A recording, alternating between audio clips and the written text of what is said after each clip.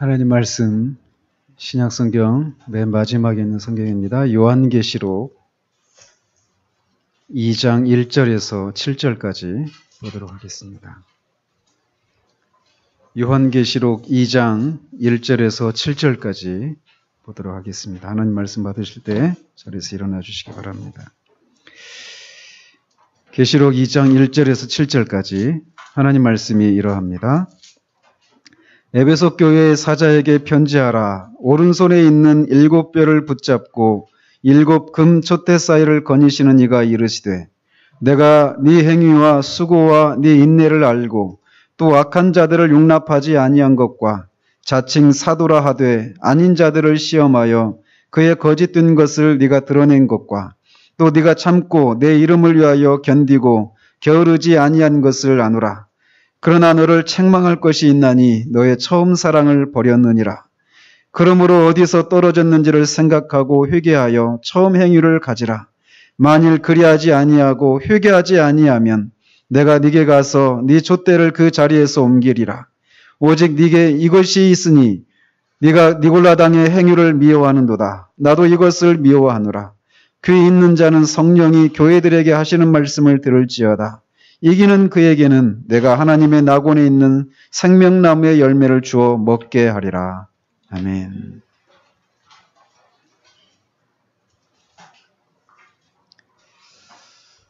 지난주까지 해서 요한일서를 마쳤습니다. 당분간 이 요한계시록에 나오는 이 7 교회에 보낸 편지를 살펴보도록 하겠습니다. 주님은 각 교회마다 상황을 아십니다. 그리고 그런 상황들을 다 아시기에 어떤 교회에는 칭찬과 책망을, 또 어떤 교회들에는 책망만을, 또 어떤 교회에는 칭찬만을 이렇게 하시면서 각 교회가 어떤 상황 가운데 있고 또 그들이 마땅히 있어야 될 자리가 어디인지를 일깨우시고 때로는 그들을 책망하시고 또 다른 측면에서는 그들을 격려하고 계시는 것을 우리가 보게 됩니다. 우리는 이것을 이렇게 살피면서 그리스도께서 교회를 향해 가지고 계신 그런 기대와 관심이 무엇인지를 알 수 있게 됩니다. 그리고 또 그런 과정 속에서 우리 각자의 영적인 상황이 어떠한지도 살펴보게 될 것이고 그런 우리 각자를 향한 하나님의 주님의 음성을 우리가 들을 수 있으리라 믿습니다. 오늘은 그 첫 번째 편지를 받고 있는 에베소 교회에게 주신 말씀을 살펴보도록 하겠습니다. 오늘 이 편지를 받고 있는 이 에베소 교회는 에베소에 있는 교회입니다. 에베소라고 하는 그런 도시에 있는 그런 교회입니다. 근데 이 에베소라고 하는 지역은 이 당시 로마 제국의 지배를 받고 있었어요. 그러니까 오늘날 터키 지역 있죠. 그쪽에 소아시아 지역이라고 하는데 그 아시아 지역에서 가장 큰 도시가 에베소였습니다. 소아시아의 수도는 버가모라고 하는데 그 실제적으로 더 규모나 여러 가지 측면에서 보면 에베소 교회가 더 큰 에베소가 더 큰 도시였다고 합니다. 그래서 에베소가 이 육로와 해로의 해상교통의 그런 요충지였기 때문에 소아시아 지역에 있어서 상업의 중심지였습니다. 또 정치적으로도 규모가 있고 그렇게 중요한 그런 도시여서 로마 제국으로부터 이 자치를 인정받았던 그런 자유도시였다라고 합니다. 또 1년에 한 차례씩 이 아시아에서 이 유명한 그런 운동 경기가 있었습니다. 일테면 올림픽과 같은 그런 거죠. 근데 그런 운동 경기가 에베소에서 열렸습니다. 그래서 이 도시는 아주 번창했던 그런 도시였습니다. 또 종교적으로도 보면 이 사도행전 19장에 보면 사도 바울 일행이 그 에베소 지역에서 복음을 전하다가 막 쫓겨나는 일이 있거든요. 근데 쫓겨나게 됐던 그 근본적인 이유가 뭐냐면 그 도시가 그 아데미라고 하는 신을 섬겼습니다. 여신을. 그리고 그 아데미라고 하는 여신, 그 우상을 만들어서 생업으로 삼았던 그런 사람들이 이 바울이 들어와서 복음을 전하다 보니까 하나님 참신은 한 분밖에 없고 이 우리가 만들고 있는 우리가 이 신이 참신이라고 말했던 이 아데미는 다 우상이다, 신이 아니다 이렇게 말하니까 그렇게 하면서 사람들이 막 그렇게 복음을 받아들이고 하니까 이제 자신들의 생업이 위협을 받는 일이 생겼던 것이죠. 그러니까 이제 그런 사람들이 주동을 해가지고 이 바울 일행을 쫓아냈던 그런 일이 있습니다. 그런 것처럼 이 도시 에베소라고 하는 이 도시에서는 아데미라고 하는 신을 섬겼던 아주 크게 섬겼던 그런 도시였습니다. 그래서 고대 사회 7대 불가사의 중에 하나인 이 아데미 신전이 있었던 그런 도시가 에베소였습니다. 길이가 120m, 건물 하나가 이 신전 길이가 120m, 폭이 67m인가? 그렇고 기둥이 어마어마한 기둥이 120개가 쫙 이렇게 늘어서는 어마어마하게 큰 신전이 있었던 아데미 신전이 있었던 그런 도시였습니다. 그리고 항상 이교신을 그러니까 이 우상을 섬기는 과정에는 항상 이 성적으로 문란한 일들이 항상 같이 진행이 되었습니다. 그러니까 성적인 그런 행위를 하면서 신을 섬기는 이런 일들이 있었기 때문에 아데미 신전에도 그렇게 여사제들, 그 여사제들이 있어서 성적으로 그런 문란한 행위를 하고 있는 그런 도시이기도 했습니다. 그리고 누구든지 어떤 범죄를 지었든지 범죄자가 그 신전 안으로 들어가면 그 사람은 면제가 되는 거예요. 그러니까 이 도시로 그렇게 많은 범죄자들이 이렇게 몰려들었던 그런 도시가 에베소라고 하는 도시였다고 합니다. 그러니까 어떻습니까? 경제적으로 부유하고 또 정치적으로도 그렇게 어떤 자유도시였고 또 번창했고 종교적으로 그렇게 이방신을 섬기는 것이, 우상을 섬기는 것이 그렇게 크게 있었던 그런 도시 한복판에서 교회가 선다라고 하는 것은 쉽지 않은 일입니다. 그런 지역에 세워진 교회가 에베소 교회였습니다. 바로 이곳에 에베소 교회가 뿌리를 내리고 있었는데 우리가 알다시피 이 에베소 교회는 사도 바울이 3차 전도 여행 때 3번에 걸쳐서 전도 여행을 하는데 3차 전도 여행 때 이 에베소 지역에서 2년 반 동안 있으면서 이 교회를 세웠었습니다. 그때가 한 대략 50년대, 서기 한 50년대 중반 이 정도 됩니다. 초중반 정도 되는 그런 시기죠. 그리고 그런 교회에게 지금 주님이 편지를 하라고 하시는 것입니다. 그러니까 이 편지가 대충 80년에서 90년 사이에 기록되었다라고 학자들이 얘기하거든요. 그러니까 에베소 교회가 세워진 지 30년 이상, 40년 가까이 흐른 후에 이 편지를 받고 있게 되는 것이죠. 자, 이렇게 사도 바울에 의해서 에베소 교회가 개척이 되어졌어요. 그리고 사도 바울 후에 그 교회를 담임했던 사람이 누구냐면 디모데입니다. 그리고 디모데 후에는 또 누가 그 교회를 또 담임을 했느냐? 이 편지를 기록하고 있는, 이 계시록을 기록하고 있는 사도 요한이었어요. 한번 생각해 보십시오. 오늘날 신학 박사, 유학 갔다 온 박사, 신학 박사 이런 정도의 사람이 아니라 성경을 기록했던 사도들이 개척하고 목회했던, 그리고 그의 속사도라고 하죠. 그런 디모데가 목회했던 그런 교회입니다. 만약에 우리가 있잖아요. 이 시대 가운데서도 아주 유명한 그런 목사님이 세운 교회다. 그러면 대부분 그 교회를 다니고 있는 사람들은 그런 것을 자랑합니다. 아, 우리 교회를 세운 분이 바로 그 유명한 어떤 목사님이야. 그것에 대한 어떤 자부심이 굉장합니다. 근데 이 교회는, 에베소 교회는 그런 유명한 목사들하고 비교조차 할 수가 없는 그런 교회였어요. 사도가 세웠고 사도가 목회했던 그런 교회였단 말이죠. 그런 교회를 향해서 오늘 주님이 편지를 보내고 있는 것입니다.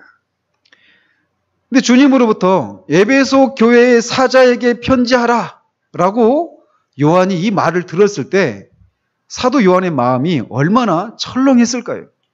말씀드린 것처럼 사도 요한은 얼마 전에 그 교회의 목사였단 말이죠. 그 교회에서 목회를 하고 있었던 사람이었단 말이죠. 그런데 그 교회의 사자에게 지금은 이 밤모라고 하는 섬에 복음을 전하는 이유 때문에 지금 유배를 와 있는 상황입니다. 사도 요한이. 그래서 지금 이 편지를 쓰라고 하고 있을 때는 그가 에베소 교회를 담임하고 있지 않았어요.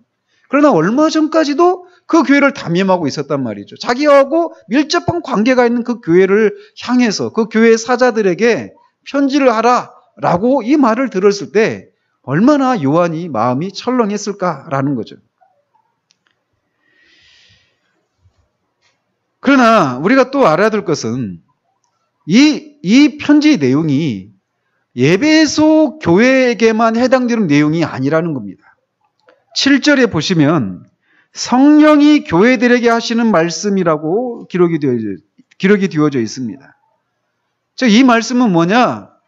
이 편지를 받고 있는 에베소 교회만 또는 뒤에 서머나나 버가모나 이런 교회 그 편지를 받고 있는 각 교회들에게만 해당되는 내용이 아니라 오고 오는 세대의 모든 교회들에게 성령께서 하시는 말씀이다라고 우리가 알 수 있다라는 것이죠.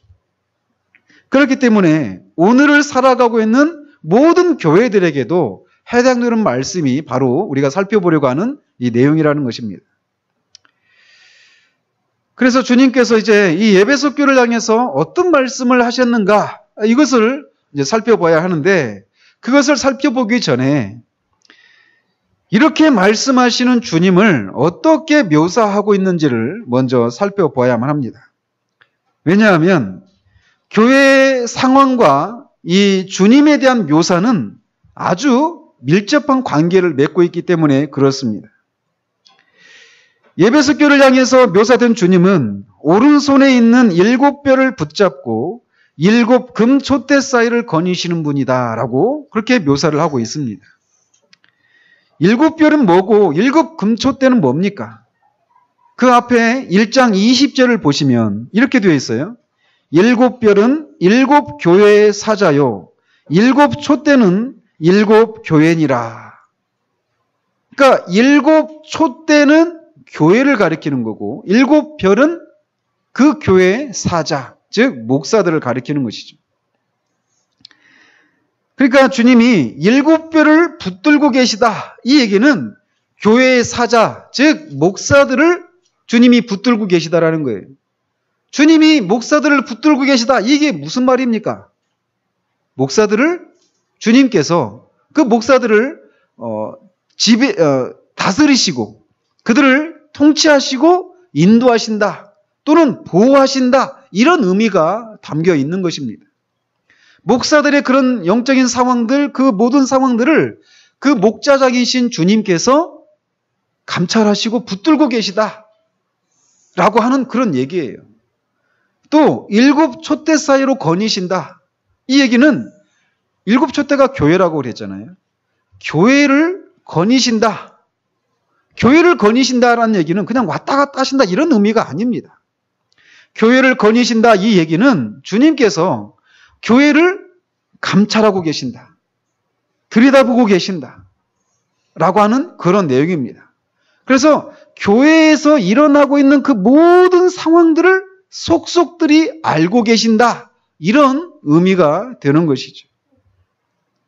지금도 주님은 우리 교회를 포함한 모든 당신의 교회들을 감찰하고 계십니다. 그래서 주님께 알려지지 않은 것은 하나도 없습니다. 에베소 교회가 자신들의 수고와 인내의 세월이 언제까지일지 몰라서 불안해하고 두려워할 수도 있는데 우리 주님은 이 모든 것을 알고 계신다라는 거예요.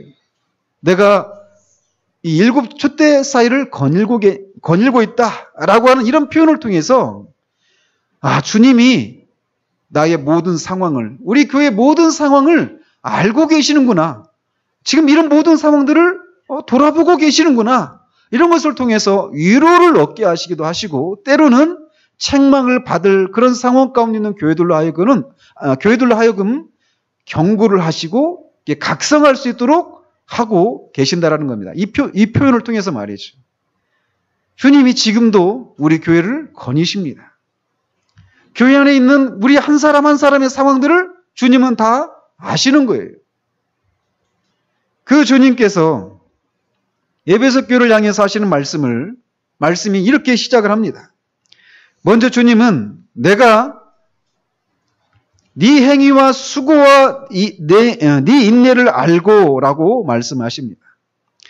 우리말 성경에는 네 행위와 수고와 인내 이렇게 행위, 수고, 인내 이렇게 각각 독립적으로 되어 있는데 원어를 살피면 더 정확한 그 번역은 내가 네 행위 곧 수고와 인내를 알고 이렇게 번역을 하는 것이 더 정확한 번역이라고 할 수 있습니다. 내가 네 행위를 안다. 근데 어떤 행위? 수고와 인내의 행위 이것을 안다라고 말씀하고 계시다라는 거예요. 여기서 주님이 안다라고 말할 때 그 안다에 해당되는 그 원어가 오이다라고 하는 이런 단어인데 이 안다라고 하는 이 단어는 이런 의미입니다. 어떤 사건을 경험해서 아는 이런 의미의 안다라고 하는 것이 아니에요. 어떤 사건을 보면서 그걸 둘러보고 그 조사하고 분석해가지고 아는 이런 의미의 안다라고 하는 것이 아니라는 것이죠. 딱 보고 직관적으로 아는 거예요. 대표적인 사건이 누가복음 5장에 보면 주님께서 베드로를 사람을 낚는 어부로 부르시는 사건이 있잖아요. 거기서 깊은 곳에 그물을 내려라 라고 말할 때 베드로가 주님의 말씀을 순종해서 깊은 곳에 그물을 내립니다. 그물이 막 찢어질 정도로 어마어마한 고기가 잡혔어요.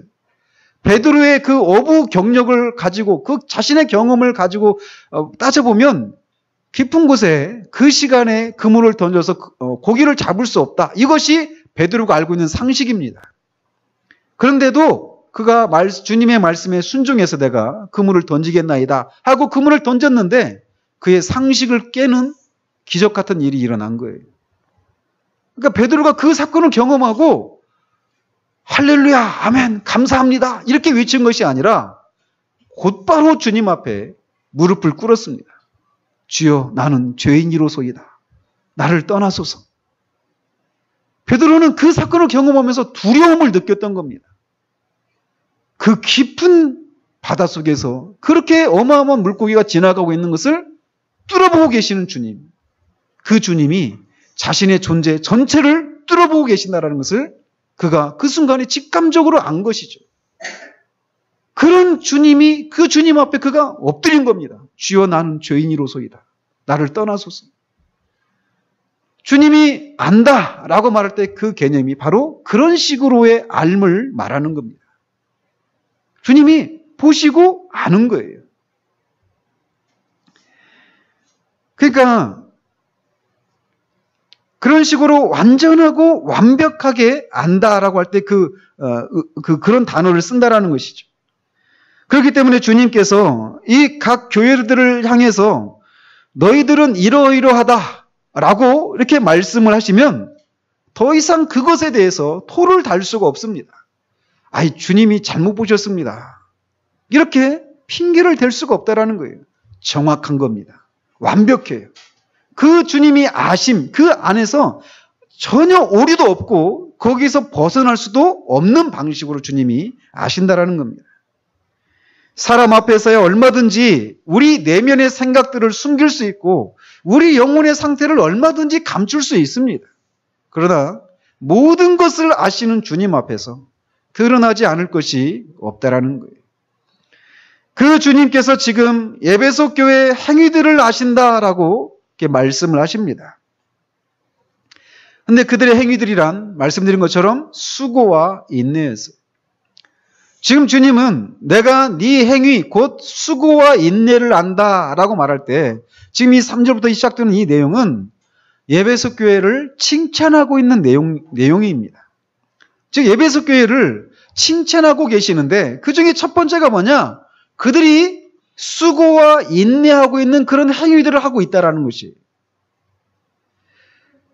즉 이 교회는 말뿐인 교회가 아니라 행함이 있는 교회였던 것이죠. 그래서 영혼 없는 몸이 죽은 것 같이 행함이 없는 믿음은 죽은 것이니라 라고 말한 이 야고보 사도의 말을, 그런 평가를 들을 필요가 없는 그런 교회였다라는 거예요. 그들에게는 행함이 있었습니다. 근데 그들의 행위는 그냥 눈 가리고 아웅하는 식의 형식적인 그런 행위가 아니었습니다. 대충대충 하는 행위가 아니라 땀을 흘리고 심신이 기진맥진하도록 수고하는 그런 행위였습니다. 여기서 말하는 내 수고를 안다라고 말할 때 그 수고에 해당되는 언어가 그런 의미예요. 땀이 흠뻑 젖고 심신이 막 맥진할 정도로 하는 수고, 행위, 이거를 수고라고 말한다는 것이죠. 그들은 그리스도와 다른 동료 그리스도인들을 위해서 땀을 흘리고 기진맥진하도록 수고를 하는 행위가 있었던 그런 교회였습니다. 그뿐만이 아니라 그들의 수고는 기분이 내킬 때, 마음이 충만할 때 한 번 하는 그런 간헐적인, 단발적인 그런 수고의 행위가 아니었습니다. 그들의 그런 땀이 흠뻑 젖고 기진맥진할 정도로 하는 그 수고의 행위는 지속적인 수고였습니다. 어떻게 할 수 있는가? 인내라고 하는 단어를 통해서 우리가 알 수 있는 것이죠. 바울이 에베소 교회에서 아데미 신상을 팔아서 먹고 살던 사람들로부터 핍박을 받고 쫓겨났던 것처럼, 그런 도시 안에 있는 교회, 그 교인들이 그 속에서 신앙을 유지하며 살아가는 것은 결코 쉽지 않은 일이었습니다. 어떤 사람들은 자신들이 그리스도인이라고 하는 이유 때문에 자신의 그런 단골 고객을 잃는 그런 사람들도 있었습니다. 또 반대로 그 사람들이 그리스도인이라고 하는 이유 때문에 장사꾼들이 그들에게 물건을 팔지 않는 그런 어려움을 겪고 있는 사람들도 있었습니다. 그런 환경 속에서도, 그렇게 적대적인 그런 환경 속에서도 그들은 수고를, 인내를 아끼지 않았다. 그래서 그것에 대해서 주님으로부터 칭찬을 받았던 그런 교회였습니다. 그리고 그들이 그렇게 참고 견뎠던 동기도 3절에 보면 내 이름을 위해서라고 말씀하십니다. 즉 주님의 이름을 위해서 그렇게 땀에 흠뻑 젖고 기진맥진할 정도의 그런 수고와 인내라고 하는 행위를 했던 것이, 즉 그들에게는 이렇게 바른 신앙 행위가 있었던 것입니다. 그래서 주님은 이들의 수고와 인내 행위를 칭찬하고 계시는 것입니다.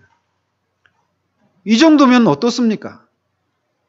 오늘날 교회가 세속화되고 기독교인들이 말과 행실이 다른 그런 현실들을 우리는 너무나 쉽게 보고 있고, 그것 때문에 세상으로부터 조롱을 받고 있고 비난을 받고 있는 이런 현실 속에서, 만약 이렇게 그 교회 구성원들이 그렇게 주님의 이름을 위해서 말만이 아니라 진짜 그 행위를 통해서 그렇게 수고하고 애쓰는 그런 모습들을 보인다라면, 그 교회는 세상 속에서 정말 저 교회 사람들은 정말 대단해, 다른 교회 사람들은 정말 다 말뿐인데 저 사람은 진짜 행동이 진실해, 이렇게 하면서 칭찬을 하지 않겠습니까?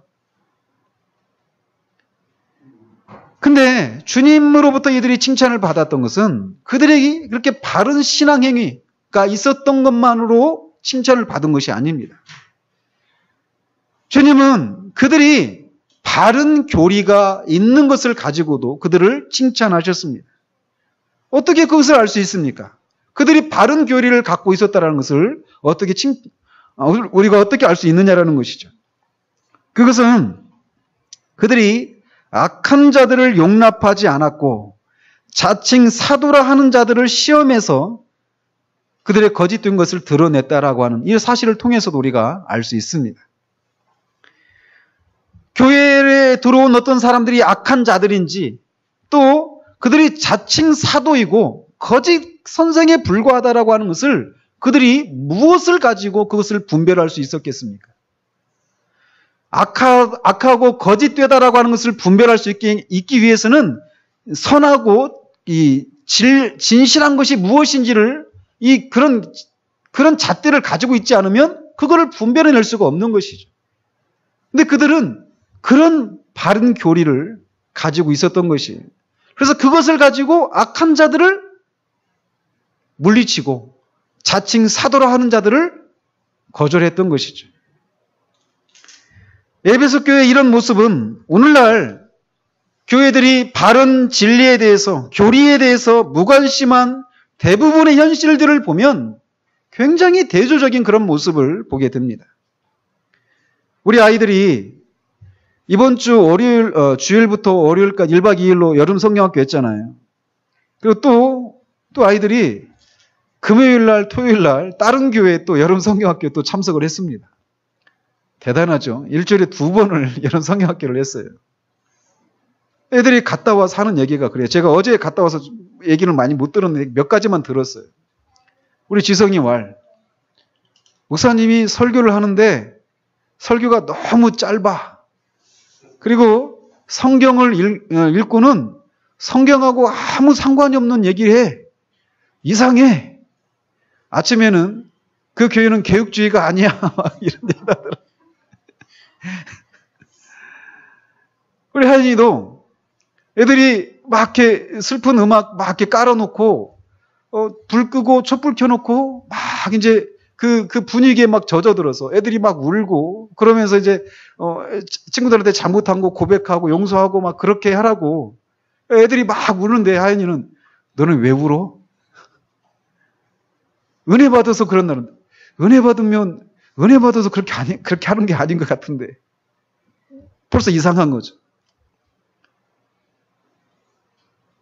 참 애들이 말씀을 그래도 듣고 있구나 싶은 그런 위로를 받았습니다. 근데 그런 현실이 대부분의 교회들의 모습이라는 거예요. 우리가 무엇을 믿는지에 대해서 큰 관심을 갖지 않는 시대가 우리 시대입니다. 98년도 통계인가 그런 걸로 알고 있습니다. 그때 당시 세계적으로 자신이 재림 예수다 또는 자칭 하나님이다 라고 하는 사람이 31명인가가 나왔답니다. 세계적으로 말이죠. 그 중에 우리나라 사람이 26명이랍니다. 그게 무엇을 말해줄까요? 우리나라 사람이 사기성이 농후하다. 이거를 말해주는 것일 수도 있습니다. 그러나 왜 그런 사기성이 농후한 사람들이 그렇게 우리나라에서 이렇게 먹힐까요? 그걸 우리가 생각을 해야 되는 것이에요. 우리가 무엇을 믿는가? 이것에 대해서 큰 관심을 두지 않는 그런 풍토들이, 그런 성향들이 있다라는 것이에요.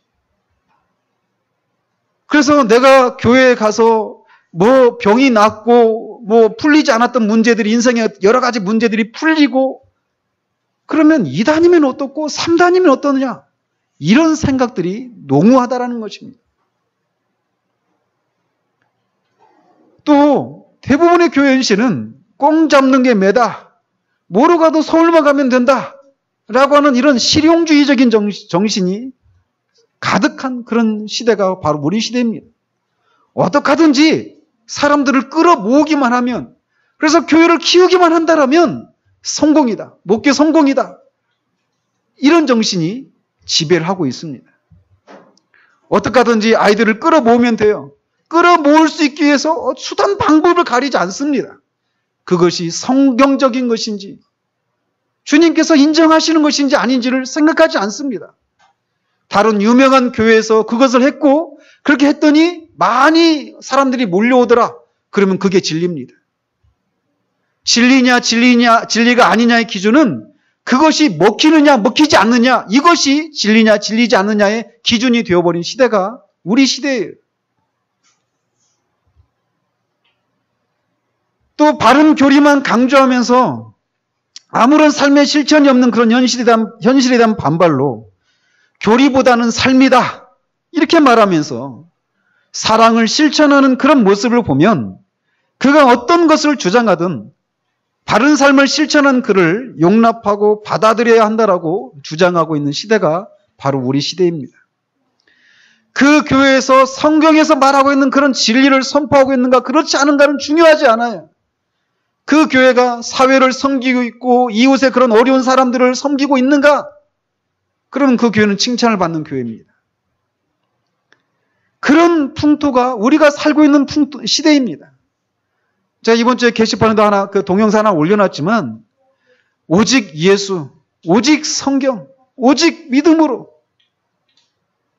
오직 은혜로, 그래서 그것을 통해서 오직 하나님께 영광을, 이것을 주장하면 왕따가 되는 시대가 바로 우리 시대입니다.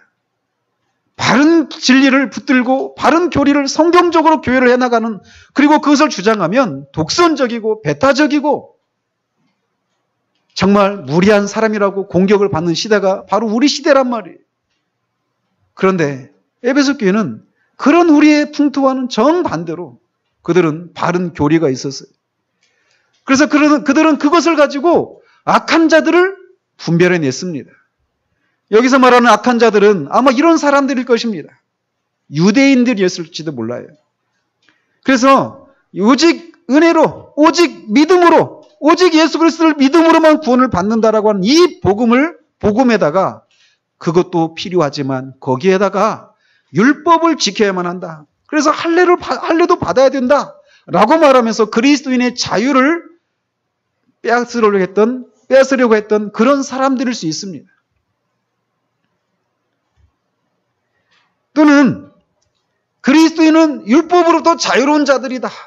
그래서 그리스도인의 자유를 주장하면서 방종한 삶을 살아갔던, 그래서 도덕적으로 문란하고 윤리적이지 못한 그런 삶을 살아가도 아무런 문제가 없다라고 말했던 그런 사람들일 수 있습니다. 그런 사람들이 6절에 있는 니굴라당이라고 하는 그런 사람들이라고 학자들은 얘기를 합니다.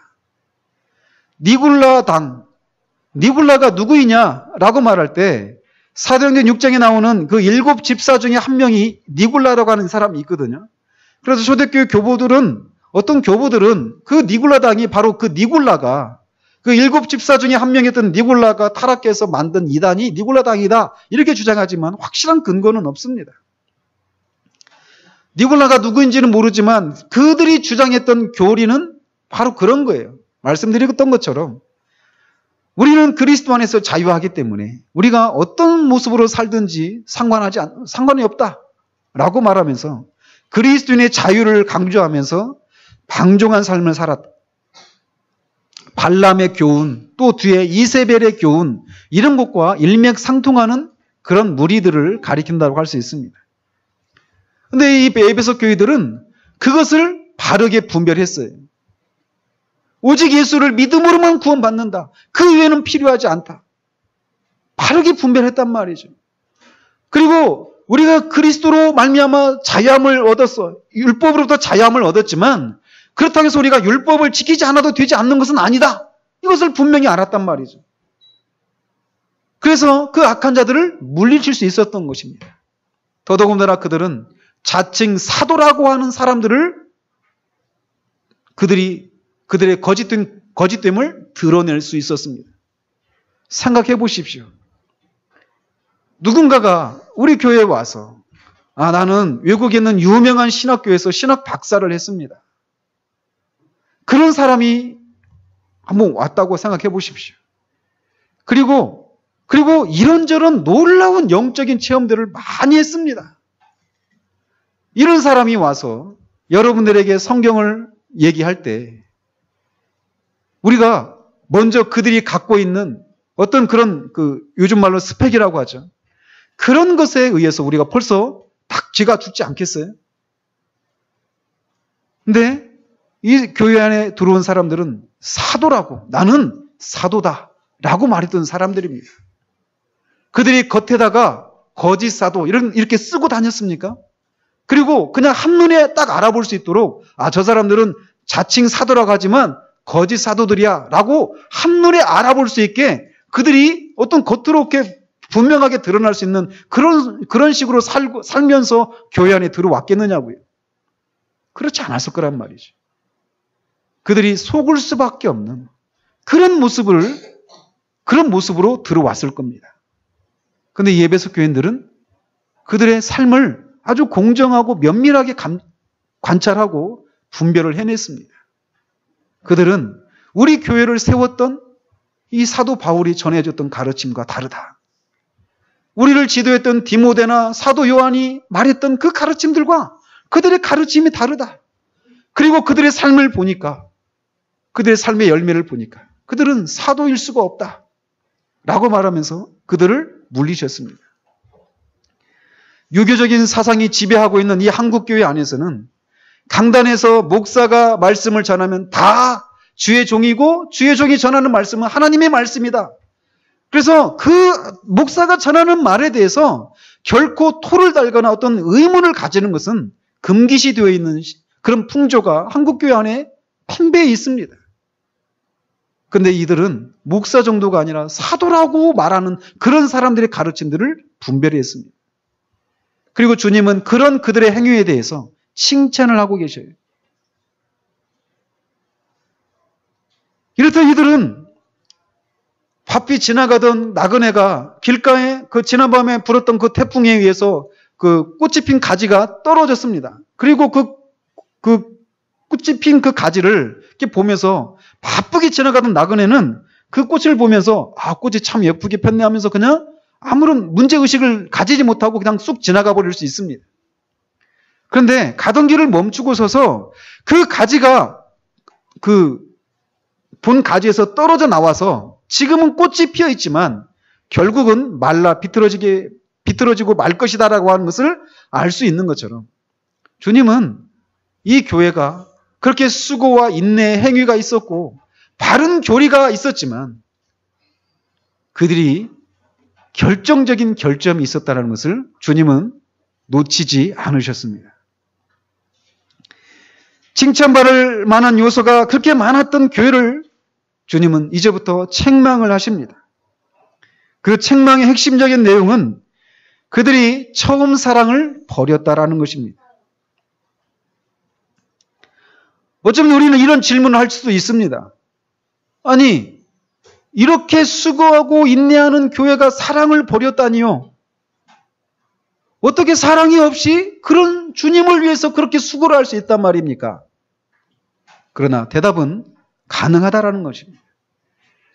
고린도전서 13장에 보면 사도 바울은 우리가 사랑이 없어도 우리 몸을 불살하게 내어줄 수 있다라고 말을 합니다. 우리가 가진 모든 것으로 다른 사람을 구제할 수도 있다라고 말을 하고 있어요. 사랑이 없는데도 말이죠.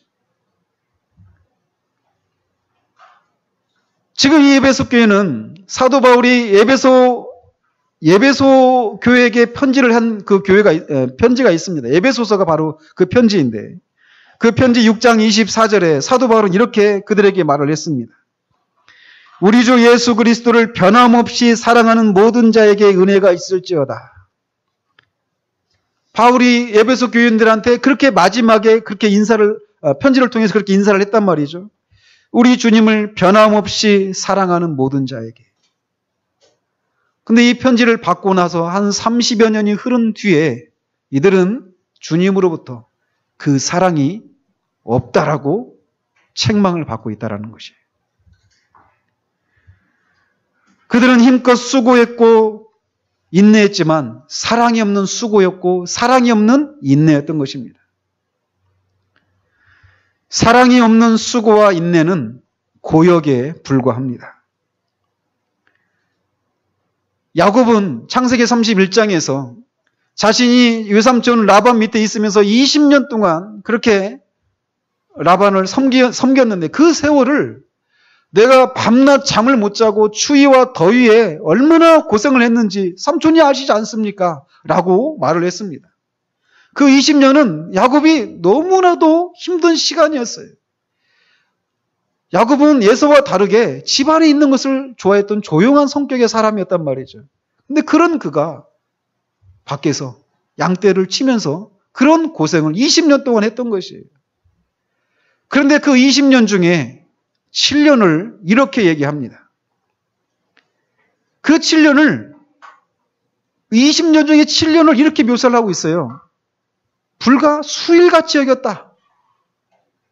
그렇게 힘든 시간이었는데 힘든 그 시간 중에 7년을 수일같이 여겼다. 며칠밖에 안 되는 것처럼 느꼈다라고 말을 하고 있습니다.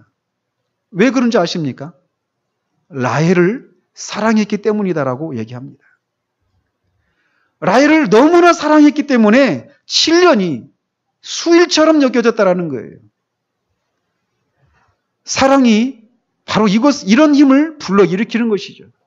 그런데 이 에베소 교회는 그 사랑을 잃어버렸다라는 것이죠.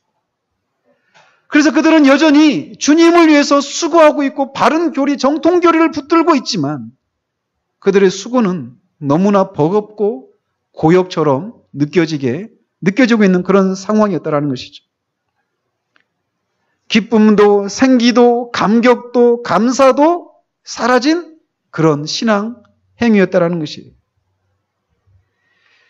그렇다면 사랑이라고 하는 것이 얼마나 중요한 것이기 때문에 주님은 이렇게 칭찬할 만한 요소들이 많이 있는데 그 교회를 향해서 사랑이 없다라고, 사랑을 버렸나라고 책망을 하실까요? 어느 정도 중요하기 때문에. 그것은 주님이 사랑이 없으면 그 처음 사랑을 회복하지 않으면 촛대를 옮겨버리겠다라고 말씀하실 정도로 사랑의 문제는 중요한 것입니다.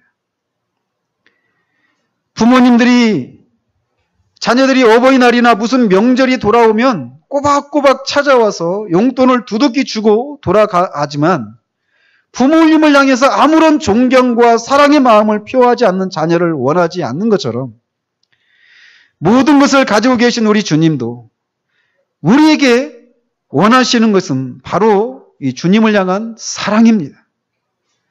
주님을 향한 사랑이 없는 수고와 인내는 주님의 마음에 흡족함을 드리지 못하는 것이에요. 이사야 선지자를 통해서 하나님께서는 하나님을 향한 존경의 마음이 없이 드리는 제물이 역겹다라고 말씀하십니다. 개의 목을 꺾어서 드리는 것과 같다라고 그렇게 표현할 정도예요. 또 말라기 선지자를 통해서는 성전에 제사하러 오는 사람들의 발걸음을 막기 위해서 누군가 좀 성전문을 닫았으면 좋겠다라고 그렇게 말씀을 하십니다. 우리는 그래도 안 드리는 것보단 낫지 않느냐고 할지 모르지만 이것은 지극히 인간적이고 육신적인 생각에 불과합니다. 하나님은 최고의 존재이시기 때문에 최고의 존경과 사랑으로 나아가야만 합니다.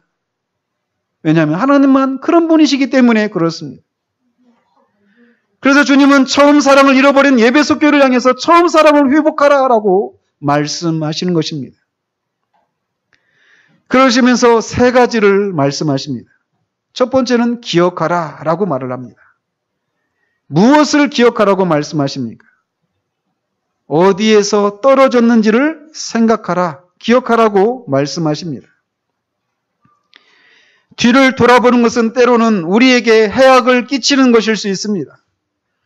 소돔성을 도망 나오던 롯의 처가 자신이 두고 온 재물들을 생각하고 뒤를 돌아보았던 것처럼, 또는 주님이 경고하셨던 것처럼 손에 쟁기를 들고 뒤를 돌아보는 것은 옳지 않다라고 말씀하신 것처럼 뒤를 돌아보는 것은 때로는 우리 신앙의 해악입니다. 그러나 우리가 주님과의 바른 관계를 맺고 주님과 누렸던 그때를 회상하면서 오늘 내 모습이 과연 이렇게 사는 것이 옳은가를 생각하는 것은 회개에 들어가기 위한 첫걸음이기 때문에 주님은 오늘 그렇게 뒤를 돌아보고 생각하고 기억하라고 말씀하고 계신 것입니다. 여러분들은 어떻습니까? 주님께서 여러분들의 인생을 비집고 들어오셔서 그분이 살아계시다라는 것을 보이셨을 때 우리가 주님께 보였던 것들은 어떤 태도들이었습니까? 무엇보다도 우리는 예배를 사모하게 되었습니다. 찬양과 기도를 통해 우리들의 마음을 쏟아내고 우리를 향하신 주님의 뜻과 마음을 알기 위해서 말씀에 전심을 다해 귀 기울이게 되었었습니다. 예배 시간에 하나님께서 은혜를 주시지 않으면 세상이 다 끝난 것처럼 주님의 은혜를 더 애타게 기다렸던 것이 바로 우리들이었습니다. 우리를 고통스럽게 하는 문제들이 그대로 있는데도 주님이 우리와 함께 하시고 그 주님이 우리를 사랑하신다는 것을 알면 그것으로 세상을 다 얻은 것처럼 기뻐하고 감격했던 것이 바로 우리들이었습니다. 내 기도하는 그 시간, 그때가 가장 즐겁다라고 하는 그런 찬양 가사처럼 기도 가운데 주님과 같이 있는 것이 좋아서 때로는 밤을 새기도 했던 것이 바로 우리들이었습니다. 주님의 마음이 느껴지지 않으면 우리는 불안해하고 우울해져서 시편 기자처럼 하나님이 나를 잊으셨는가? 은혜 베푸시기를 다 하셨는가? 내가 하나님께 어떤 것을 잘못했을까? 하나님이 내 안에 무엇을 기뻐하지 않으실까라고 노심초사하면서 하나님의 은혜를 구했던 것이 바로 우리들의 모습이었습니다. 아가서에 나오는 것처럼 사랑하는 사람을 만날 수 없어서 상사병에 걸린 신부처럼 주님을 향해 우리가 그렇게 주님 허덕이고 애타했던 그런 것이 우리가 처음 주님을 만났을 때 우리의 모습이었습니다. 지금도 이런 모습들을 유지하고 지속하고 계십니까? 주님은 에베소 교회를 향해서 기억하라고 하십니다. 이것은 우리들에게도 해당이 됩니다. 우리들의 처음 사랑의 때를 기억하시기 바랍니다. 과연 우리는 지금 어떤가를 생각하셔야 된다는 거예요. 그리고 무엇이 주님의 사랑으로부터 멀어지게 하고 그저 두 주먹 불끈진 그런 채로 메마른 신앙생활을 하고 있게 만들었는지를 생각해야 한다는 거예요. 지난주에 말씀드린 것처럼 하나님의 자리를 대신 차지한 그 우상이 무엇인지를 진지하게 살피고 그것들을 멀리해야 한다는 거예요. 재물 때문에 그렇습니까? 사람 때문에 그렇습니까? 저는 하나님 앞에 솔직하게 고백합니다. 하나님이 아닌 너무나 많은 장난감이 제 안에 들어왔습니다.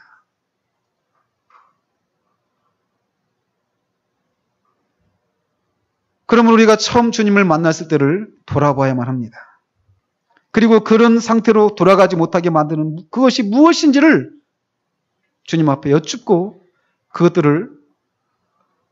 그것들이 무엇인지를 알아야만 합니다. 그러나 여러분들 중에는 아니 첫사랑이 뭐야? 라고 말하는 분들도 분명히 계실 거예요. 신앙은 살아계신 주님과의 관계입니다.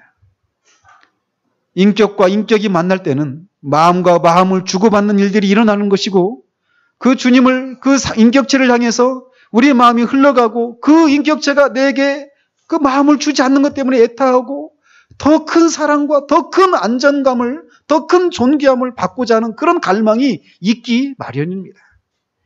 주님은 살아계신 분이십니다. 인격체이십니다. 지금도 교회를 거니시고 계시는 분이셔요.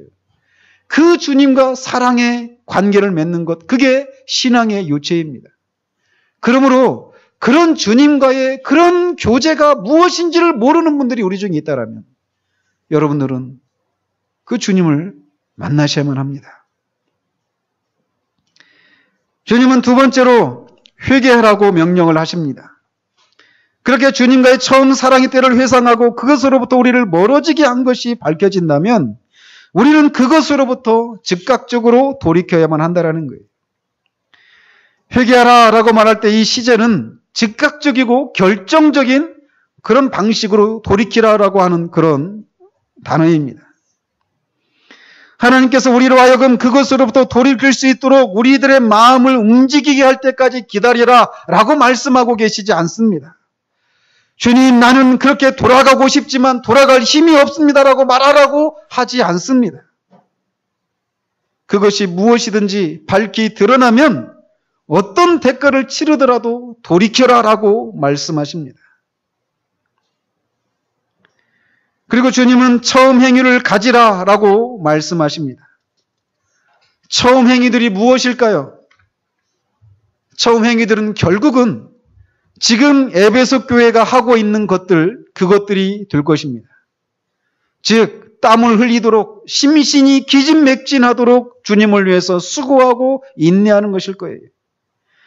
주님의 이름을 위해서 모든 환난을 견디고 참고 인내하는 것이 될 거라는 것이죠.